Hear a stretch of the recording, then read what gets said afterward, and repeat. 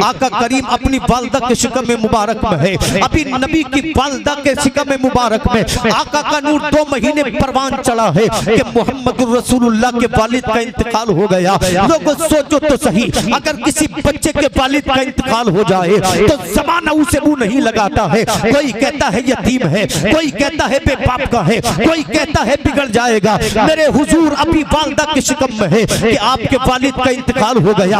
आका दुनिया में तशरीफ लाए, जब नबी दुनिया में तशरीफ लाए, नबी की उम्र 6 बरस की हुई, अपनी वालिद के साथ कब्र मुबारक पे वालिद के अपने पहुंचे। अल्लाह अकबर के रास्ते में आपकी वालिदा का इंतकाल हो गया। हज़रत मुस्तफा 6 बरस के हैं, वालिद का साया सर से उठ गया, वालिदा का साया सर से उठ गया। इसलिए आमिना कलाल इरशाद फरमाता है, ऐ लोगों यतीमों को झिड़को मत, यतीमों से नफरत मत करो, इसलिए कि अगर तुम यतीमों से प्यार करोगे तो मोहम्मदुर रसूलुल्लाह तुमसे राजी हो जाएगा। जमाना बोलता है जिसके माँ बाप नहीं बिगड़ जाएगा, जिसके माँ बाप नहीं चोर बन जाएगा, जिसके माँ बाप नहीं बदमाश बन जाएगा, मगर मेरे नबी ने दुनिया को आकर ये पैगाम दिया, ऐ लोगों यतीमों को बुरा मत समझो, क्योंकि मोहम्मद की शान ये है, ये यतीमों का माँ बन के आया है, ये बेवाओं का सहारा बन के आया है, ये बेकसों का कस बन के आया है। मेरा इमाम कहता है सबसे औला वाला हमारा नबी, दोनों आलम का दूल्हा हमारा नबी, सबसे अच्छे से अच्छा समझिए जिसे है उस अच्छे से अच्छा हमारा नबी। गमज़दों को रज़ा दुस्ता दीजिए के है, बेकसों का सहारा हमारा नबी। बेशक नारे तकबीर, नारे रिसालत, उलमाए अहले सुन्नत, मौलाना शादाब रज़ा नईमी, नारे तकबीर, सुभान अल्लाह सुभान अल्लाह। को कम कर दो। बेकसों को रजा मुजदा दीजिए के है, बेकसों का सहारा हमारा नबी। हज़रत आका करीम 6 बरस के हैं, वालिद का इंतकाल हो गया, वालिदा का इंतकाल हो गया। उस वक्त आपके दादा ने मुस्तफ़ा को आगोश में लिया, कहा पोते तुझे पालने के लिए अभी तेरा दादा अब्दुल मुत्तलिब जिंदा है। हज़रत हुजूर की उम्र 8 साल की हुई। अल्लाह अल्लाह आपके दादा हज़रत अब्दुल मुत्तलिब का इंतकाल हो गया।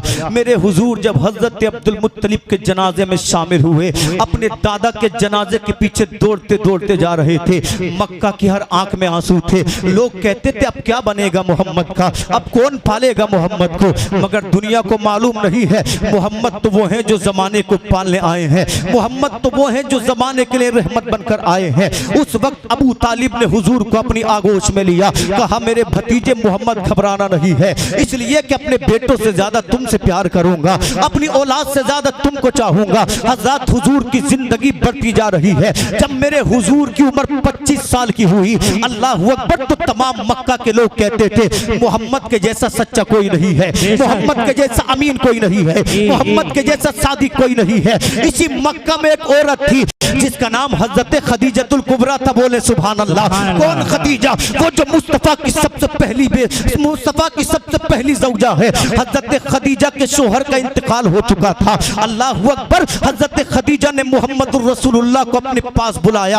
आपने कहा ऐ मोहम्मद, मैंने सुना है तुम जैसा कोई सादिक नहीं, तुम जैसा कोई अमीन नहीं, तुम्हारे जैसा कोई सच्चा नहीं, क्या मेरे लिए तिजारत करोगे? आका ने फरमाया जरूर करूंगा। खदीजा कहती है मुल्क शाम चले जाओ, वहां के बाजारों में मेरे सामान को बेचकर तुम्हें आना है। मेरे हुजूर मुल्क शाम गए, मगर कमाल ये है हुजूर मुल्क शाम में जिस पेड़ के नीचे अपने ऊंट से उतरे, इस मंजर को एक पादरी देख रहा था। जब उसने हुजूर को उतरते हुए देखा, उसने हुजूर के गुलाम मैसरा को बुलाया और कहता है बता तो सही, ये जो पेड़ के नीचे आकर जवान उतरा है इसका नाम क्या है? तो मैसरा ने कहा इनका नाम मोहम्मद है, ये अल्लाह अकबर कुरैश के चश्मो चराग हैं। इनकी शान ये है कि मक्का के लोग इन्हें सादी कहते हैं, मक्का के लोग इन्हें अमीन कहते हैं। तो जानते उस पादरी ने क्या कहा था?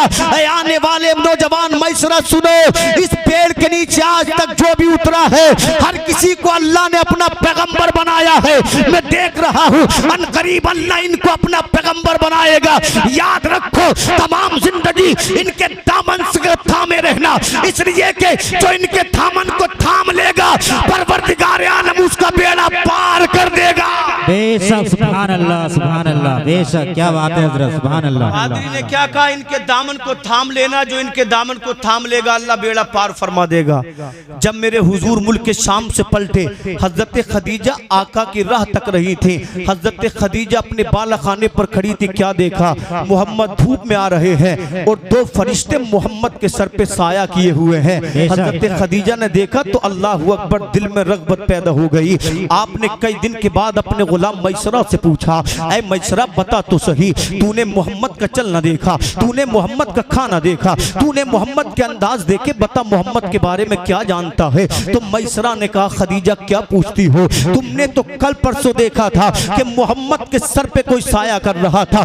मैंने देखा है कि मोहम्मद जब भी धूप में जाते हैं तो उनके सर पे कभी बादल का टुकड़ा साया कर लेता है। वो जिस गली से गुजर जाते हैं गलियां महकने लगती हैं। वो जिस बाजार में जाते हैं बाजार के लोग कहते हैं सादिक आ गया है, अमीन आ गया है, दयानतदार आ गया है। मैसरा कहता है, मैंने बड़े बड़े अजमत वाले देखे मगर मोहम्मद के जैसा कोई नहीं। मोहम्मद की गुफ्तार का जवाब नहीं, मोहम्मद की रफ्तार का जवाब नहीं, मोहम्मद के अंदाज का जवाब नहीं, मोहम्मद के जलवों का जवाब नहीं। इसलिए कि मैंने बड़े बड़े अजमत वाले देखे मगर मोहम्मद के जैसा कोई नहीं देखा। शायर कहता है, जब हुस्न था उनका जलवानुमा, अनवार का आलम क्या होगा, हर कोई फिदा है बिन देखे। दीदार का आलम क्या होगा जब उनके गदा भर देते हैं शाहाने जमाना की झोली।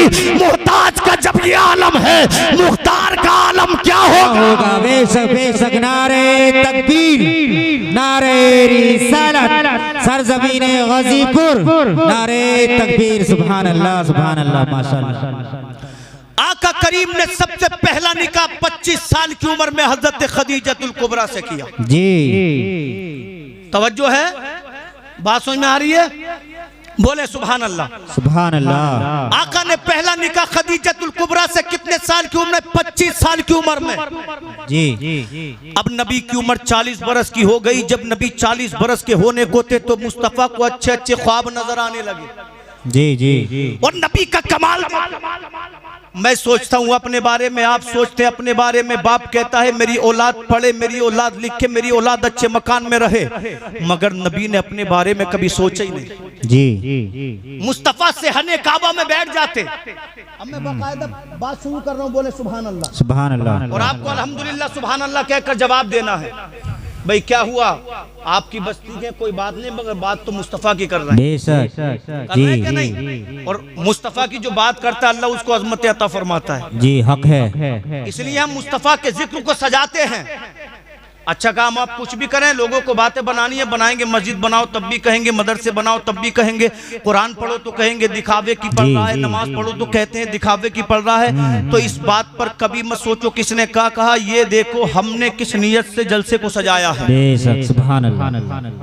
पूरा साल हम करते हैं ना अपने ऊपर खर्च। अगर 500 रुपए मैंने जलसे के लिए दे दिए तो क्या मेरा मकान गिर जाएगा, घर में क्या मैं बर्बाद हो जाऊंगा? नहीं। और ये तो मोहब्बतों की बात है, जिसका दिल करे हिस्सा ले, जिसका दिल नहीं करे ना ले। जी मोहब्बत की तो बात है, बोले सुभान अल्लाह सुभान अल्लाह। हम सोचे अपने बारे में, आप सोचे अपने बारे में, मगर नबी सोच रहे हैं परवरदिगार आलम मेरी जो कौम के लोग हैं वो शराबी हैं, वो जुआरी हैं, वो बच्चियों को जिंदा दफना देते हैं। मौला मेरी कौम का हाल कब सुधरेगा? मेरे हुजूर जब पूरे 40 साल के हुए तो आका करीम मक्का के पास एक पहाड़ है जिसका नाम जबल हीरा है, इसकी चोटी पे गार है जिसका नाम गार हीरा है।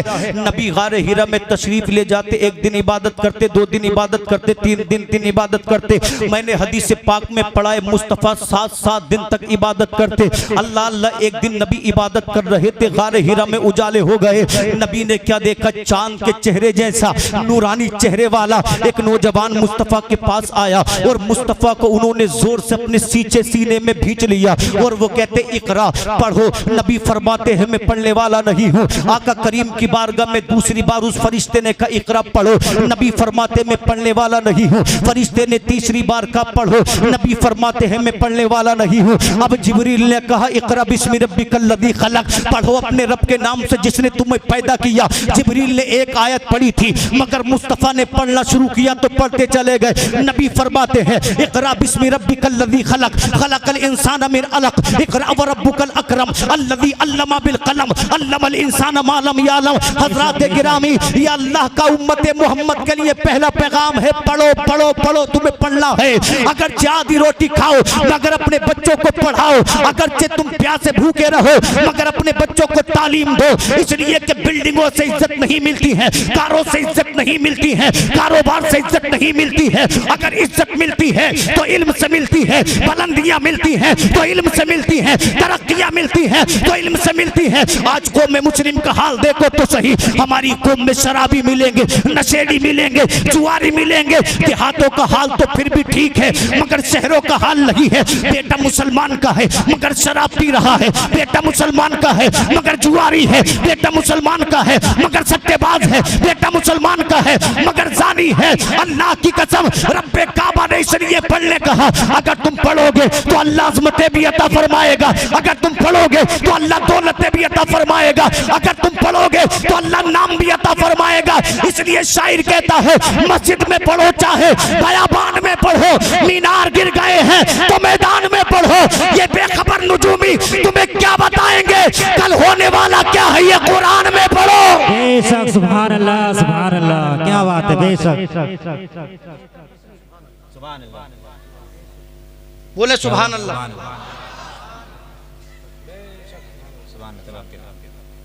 कल होने वाला क्या है ये जोर से बोले, कुरान में पढ़ो।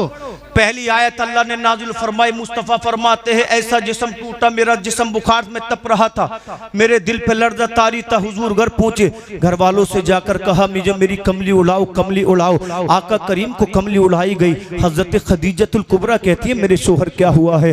आका फरमाते, खदीजा ऐसे ऐसे नौजवान आया है, मैं घबरा गया हूँ, मुझे मेरी जान का खौफ है। इतना सुनना था। हज़रत खदीजा ने अर्ज किया, नहीं नहीं आका, अल्लाह आपके साथ कभी बुरा नहीं करेगा, अल्लाह आपको रुसवा नहीं होने देगा। इसलिए कि आप यतीमों से प्यार करते हैं, आप रिश्तेदारों से अच्छा ताल्लुक रखते हैं, आप खुद कमाकर गरीबों मोहताजों मुफलिसों को बांट देते हैं। पता चला अल्लाह रब्बुल इज्जत की रजा किसी अमीर के तलवे चाटने में नहीं है, बल्कि गरीबों की खिदमत करने में है, बल्कि मोहताजों से प्यार करने में है, बल्कि यतीमों के सर पे हाथ फेरने में है। अल्लाह अकबर। मेरे हुजूर को अल्लाह रब्बुल इज्जत ने पहली आयत नाज़िल फरमाई। अल्लाह ने इरशाद फरमाया, ऐ मेरे महबूब तबलीग करो। किस अंदाज में इरशाद फरमाया?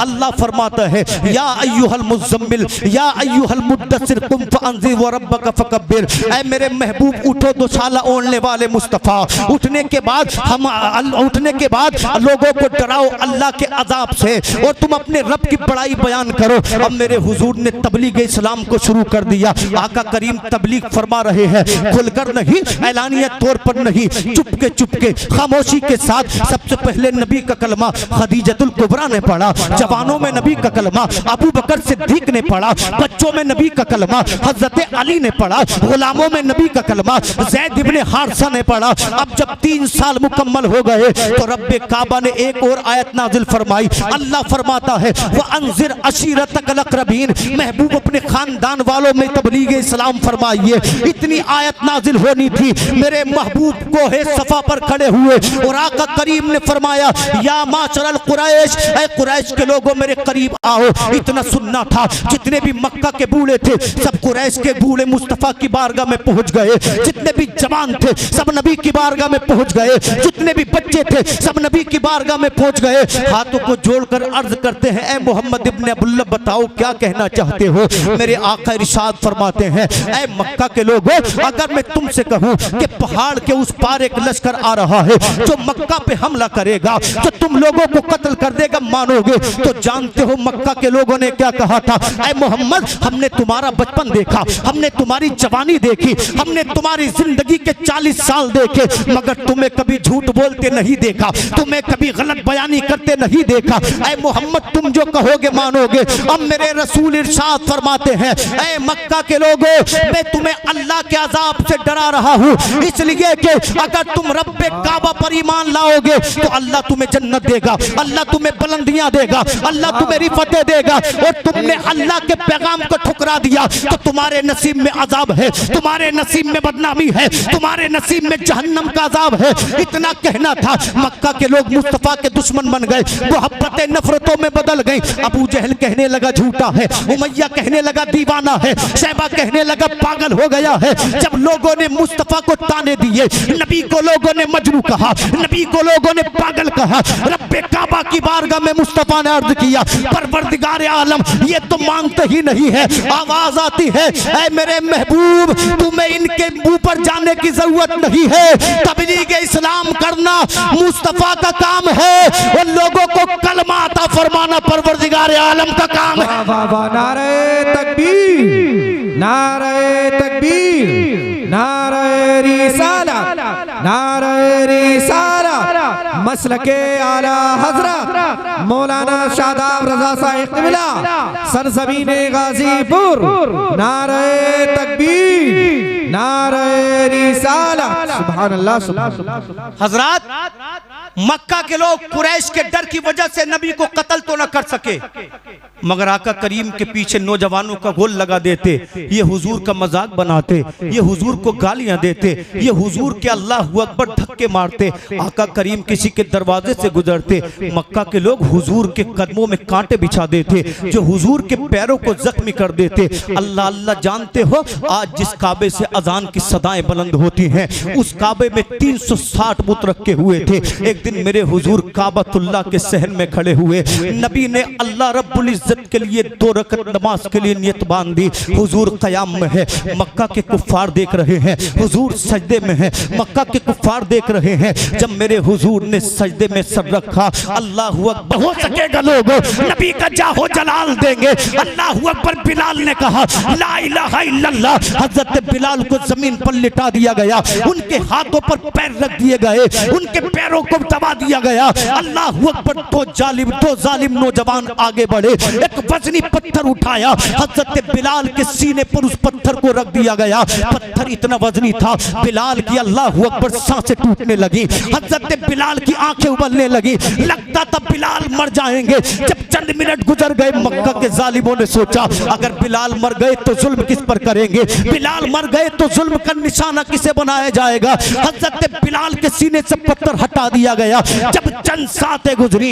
हजरत बिलाल रज़ियल्लाहु ताला अन्हु को होश आया। उमैया ने कहा बिलाल बता, अभी नबी का कलमा पड़ेगा। हजरत बिलाल ने उमैया की आंखों में देखा, फरमाते हैं उमैया आज ताकत तेरे पास है, कल ताकत अल्लाह मुझे देगा। आज पावर तेरे पास है, कल अल्लाह पावर मुझे देगा। उमैया सुन, जिस दिन बराबरी का मौका होगा उस दिन बिलाल तुझसे बात करेगा। अल्लाह की कसम, हजरत बिलाल से उमैया ने कहा गुलाम मेरा है मगर कलमा मोहम्मद का पढ़ता है, घर में मेरे रहता है मगर कलमा मोहम्मद का पढ़ता है। हजरत बिलाल ने उमैया से कहा था उमैया आंखें तेरी है तू ले ले, जबान तेरी है तू ले ले, हाथ तेरे है तू ले ले, मगर दिल का क्या करेगा? दिल तो मैंने आमना के लाल को दे दिया है। मेरा इमाम बरेली से पुकारता है ए इश्क तेरे सदके चलने से छुटे सस्ते, जो आग बुझा देगी वो आग लगाई है। जरा जोर से नारे तकबीर, नारे रिसालत, मसलके आला हजरत फैजाने मखदूमे सिमना, फैजाने गौसे आज़म, मसलके आला हजरत मौलाना शादाब रजा नईमी। नारे तकबीर, नारे रिसालत। ए इश्क तेरे सदके जलने से छुटे सस्ते, जो आग बुझा देगी वो आग लगाई है। हज़रत मक्का वालों ने सहाबा पर ऐसे जुल्म किए, अगर पहाड़ होते तो अपनी जगह से हिल जाते, पहाड़ होते तो टूट जाते। आज वही मुसलमान कहते हैं उन्हीं का मानने वाला, उन पर ईमान रखने वाला कि जिंदगी मजे के लिए है। अगर जिंदगी मजे के लिए होती तो बिलाल ने क्यों उमैया से कहा कि दिल नहीं दूंगा, दिल तो मैंने आमना के लाल को दे दिया। वाह वाह वाह, बेशक आगे नहीं कहा, बोले सुभान अल्लाह। मक्का वालों, 2-3 हदीसें इंशाल्लाह यहाँ से और सुन ले, मैं अपनी जगह ले लूंगा।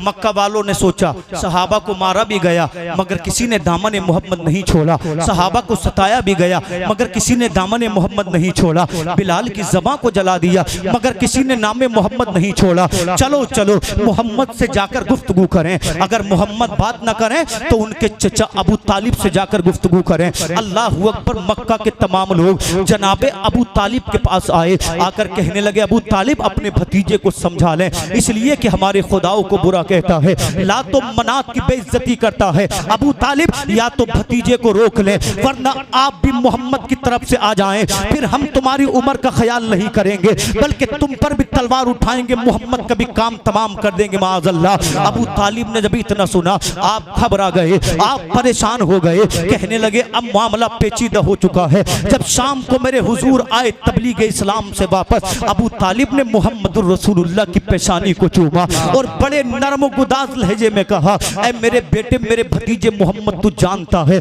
मैंने तुझसे अपनी औलाद से ज्यादा प्यार किया है, अपने बच्चों से ज्यादा प्यार किया है। ऐ मोहम्मद, अगर तुझे कुछ हो गया तो फिर मैं, ऐ मोहम्मद तुझे कुछ हो गया मैं जी न सकूंगा। मेरे हुजूर फरमाते चचा बात क्या है? अबू तालिब कहते हैं ऐ बेटे, आज तक मक्का में किसी की हिम्मत नहीं थी जो अबू तालिब से आधी बात कह सके, मोहम्मद तेरी वजह से मुझे सुनने मिल गई है। आपने फरमाया चचा क्या बात है? अबू तालिब ने अर्ज किया, ऐ मेरे भतीजे मोहम्मद, आए थे मेरे पास मक्का के सरदार, धमकी देकर गए हैं, या तो मोहम्मद से कह दो तबलीग इस्लाम रोक दे वरना खैर नहीं है। अबू तालिब ने कहा बेटे मोहम्मद, मैं चाहता हूँ तुम कुछ दिनों के लिए इस्लाम की तबलीग को फरामोश कर दो, रोक दो। अल्लाह अल्लाह इतना सुनना था।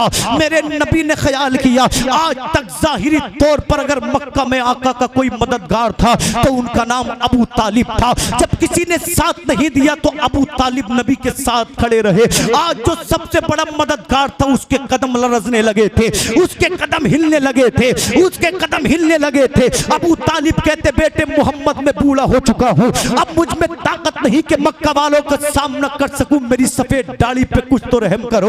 मेरे आका ने इतना सुना, आका करीम ने फर्राई हुई आवाज में कहा था, ऐ मेरे चचा अबू तालिब, ये तो मक्का के कुफ्फार हैं, अगर दुनिया की तमाम शैतानी ताकतें मोहम्मद के सामने जमा हो जाएं, मोहम्मद फिर भी कहेगा ला इलाहा इल्लल्लाह। बोलो बोलो सुभान अल्लाह। मेरे नबी ने फरमाया था मेरे चचा, ये तो मक्का के जालिम काफिर हैं, अगर ये मक्का वाले मेरे दाएं हाथ में सूरज रख दें, बाएं हाथ में चांद रख दें, मैं फिर भी कहूंगा ला इलाहा इल्लल्लाह। जब अबू तालिब ने इतना सुना, कहने लगे बेटे तुझे इतना सताया गया, अगर पहाड़ होता अपनी जगह से हिल जाता। मेरे बेटे मोहम्मद, अगर यही बात है तो जा खुले दिल से इस्लाम की तबलीग कर, जब तक अबू तालिब जिंदा है कोई तेरा बाल भी का नहीं कर सकता। लोगों देखो तो सही, अबू जहल मिट गया, नबी का दीन आज भी जिंदा है। उमैया मिट गया, नबी का दीन आज भी जिंदा है। शैबा मिट गया, नबी का दीन आज भी जिंदा है।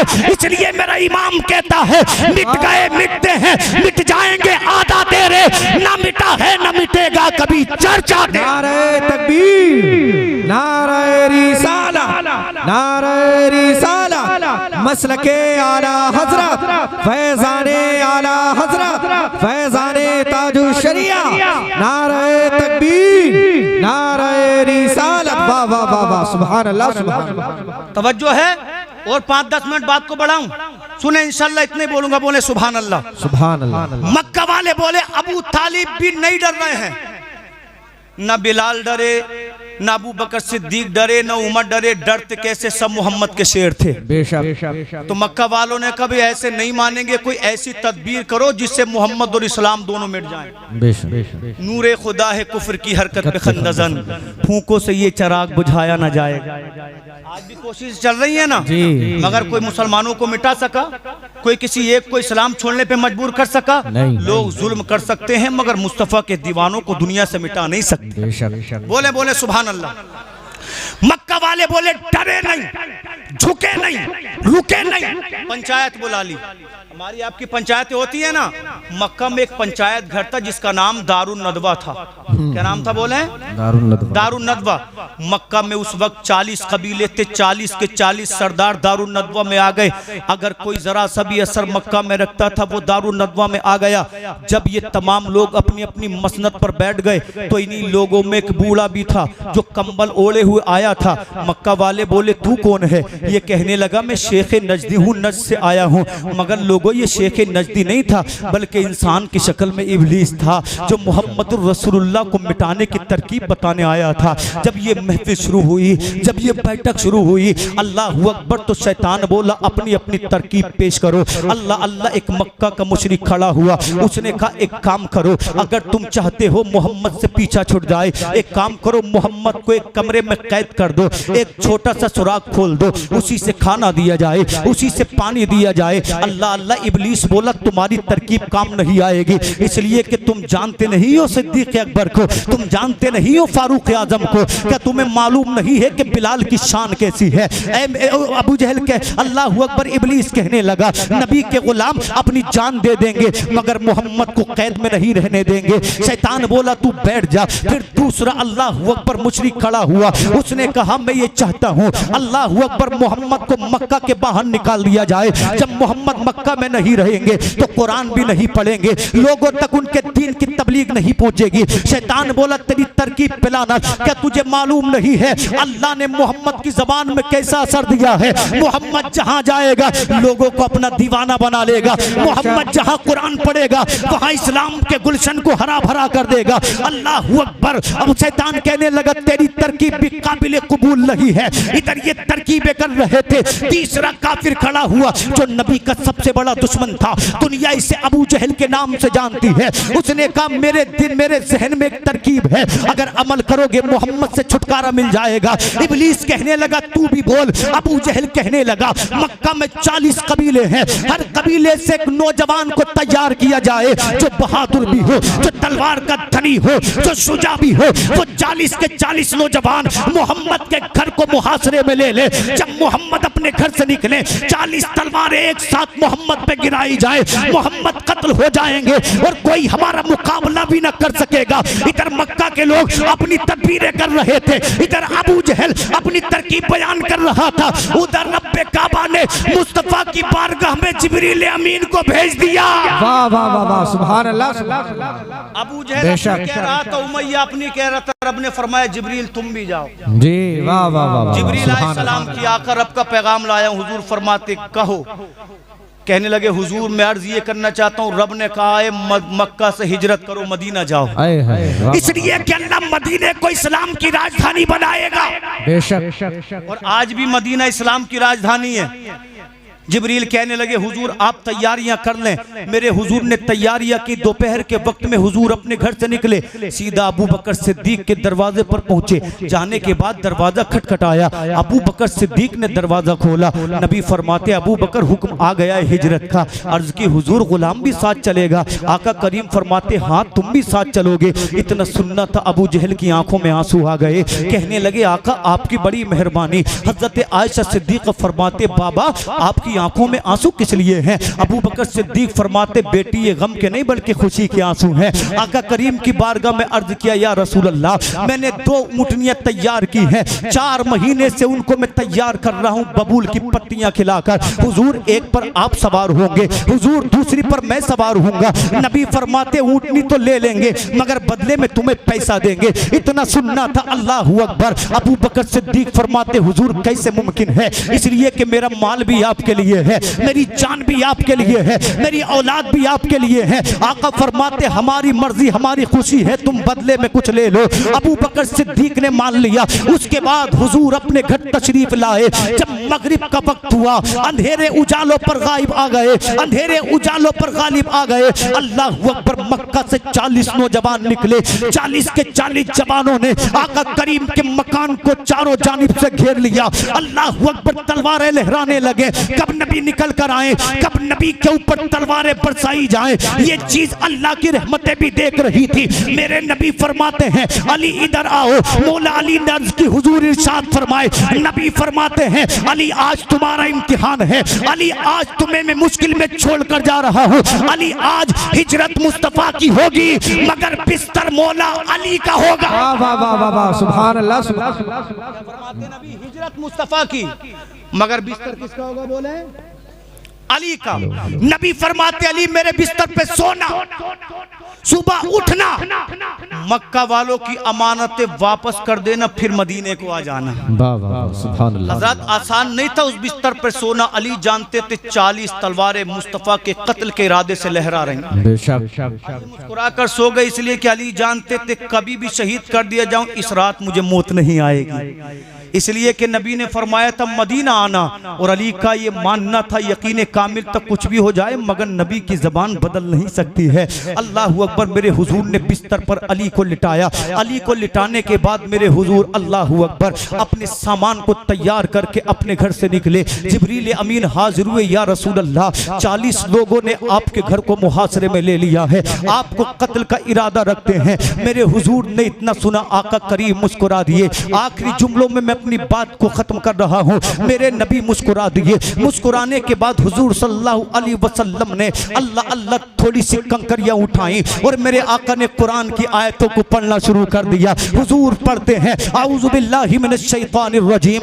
यासीन वल कुरानिल हकीम, इन्नका लमिनल मुरसलीन अला सिराते मुस्तकीम। लोगों, कुरान बड़ी अजमत वाली किताब है। अगर कभी मुसीबत में घिरो तो कुरान पढ़ लेना, अगर घर में बरकतें न हो तो कुरान पढ़ लेना, अगर चारों जानिब से बीमारियां घेर ले तो कुरान पढ़ लेना, अगर दुश्मन सामने खड़ा हो तो कुरान पढ़ लेना। क्योंकि जब दुनिया की कोई किताब काम नहीं आती तो कुरान काम आता है, जब कोई इल्म काम नहीं आता तो इल्म कुरान काम आता है। मेरे नबी ने सूरह यासीन की इब्तिदाई आयत को पढ़ा और उन कंकरियों पे फूंक कर कुफार के ऊपर फेंक दिया। अल्लाह की कसम, आमिना का लाल निकल कर चला गया मगर किसी जालिम को नजर नहीं आया, किसी मुशरिक को नजर नहीं आया। रब्बे काबा ने जब अपने महबूब की अदा को देखा तो रब्बे काबा फरमाता है फमा रमैता इस रमैता वलाकिन अल्लाह रमा। महबूब, तुमने जो कंकरी फेंकी थी हाथ तुम्हारा था मगर ताकत परवरदिगार आलम की थी। नारे तकबीर, नारे रिसाला, नारे रिसाला, मसलके आला हजरत, फैजाने आला हजरत, फैजाने औलिया इकराम मौलाना शादाब रजा साहिब क़िबला। नारे तकबीर, नारे रिसालत। वाह वाह वाह वाह, सुभान अल्लाह, सुभान अल्लाह, अल्लाहु अकबर। उसके बाद हुजूर अबू बकर सिद्दीक के दरवाजे पर गए। अबू बकर सिद्दीक को साथ लिया। लेने के बाद आका करीम चले। मेरे नबी एक मकाम पर खड़े हुए जिसको मकाम हजूरा बोला जाता है। वहां खड़े होकर मेरे आका ने काबे को देखा। देखने के बाद मक्का की बस्ती को देखा। हुजूर की आंखों में आंसू आ गए। आका फरमाते, ए मक्का, तू मुझे दुनिया में सबसे ज्यादा प्यारा है। ए मक्का, अगर मेरी कौम मुझे मजबूर ना करती तो मैं कभी तुझे छोड़कर नहीं जाता। ए मक्का, तेरे जैसी अजमत वाली जगह कहीं नहीं है। इतना कहने के बाद मेरे हुजूर चले। जाने के बाद आका गारे सौर में तशरीफ फरमा हुए। अबू बकर सिद्दीक की गोद में हुजूर ने अपने चेहरे को रखा, अपना सरे अनवर रखा। हुजूर अकरम सो गए। अल्लाह अल्लाह, इधर हुजूर को नींद आई। उलमा फरमाते हैं उसी गारे सौर में एक सांप रहता था जो कई सौ सालों से मुस्तफा के दीदार का मुंतजिर था। जब नबी के दीदार का वक्त करीब आया तो अबू बकर सिद्दीक की एड़ी ने रास्ता रोक लिया। सांप कहता था अबू बकर एड़ी को हटा ले वरना खैर नहीं है, मगर अबू बकर सिद्दीक कहते थे जान दे दूंगा मगर नबी की नींद में खलल पड़ जाए, ये अबू बकर सिद्दीक को गवारा नहीं है। अल्लाह अल्लाह, सांप ने काटा। अबू बकर सिद्दीक फरमाते हैं मुझे यूं लगा कि जैसे पहाड़ मेरे सर पर रख दिए गए हो मगर मैंने बर्दाश्त किया। फरमाते दूसरी बार सांप ने काटा, मैंने बर्दाश्त किया। तीसरी बार सांप ने काटा तो मेरे जिस्म के अंदर जो दर्द था वो आंसू की शक्ल में नबी के चेहरे मुबारक पे गिरा। आका की आंख खुल गई। नबी फरमाते हैं अबू बकर, तुझे किस चीज ने रुलाया? अर्ज करते हुजूर सांप ने काट लिया है। नबी फरमाते एड़ी हटा ले, इसलिए कि तू भी आशिक है, सांप भी आशिक है, तू भी दीवाना है, सांप भी दीवाना है। लोगों देखो तो सही, कोई कहता है लैला मजनू की मोहब्बत देखो, कोई कहता है शीरी फरहाद की मोहब्बत देखो, मगर कुरान कहता है अगर मोहब्बत देखनी है अबू बकर सिद्दीक की देखो, अगर मोहब्बत देखनी है फारूक आजम की देखो, अगर मोहब्बत देखनी है बिलाल हबशी की देखो। मेरा इमाम बरेली से पुकारता है करूं तेरे नाम पे जाफिदा, एक जान क्या दो जहां फिदा, तो जहां से भी नहीं जी भरा, करूं क्या करोड़ों जहान। वाह वाह वाह वाह, नारे तकबीर, नारे रिसालत, उलमाए अहले सुन्नत, मसलके आला हजरत, फैजाने आला हजरत, नारे तकबीर, नारे रिसालत। वाह वाह वाह, सुभान अल्लाह। नबी गारे सोर में 3 दिन रहे। कितने दिन बोलो? जब तीसरा दिन हुआ तो मक्का के लोग नबी को तलाश करते करते गारे सोर के दरवाजे पर आ गए। अबू बकर सिद्दीक कहते, हुजूर अगर ये अपने पैरों को देख ले हमें पकड़ लेंगे।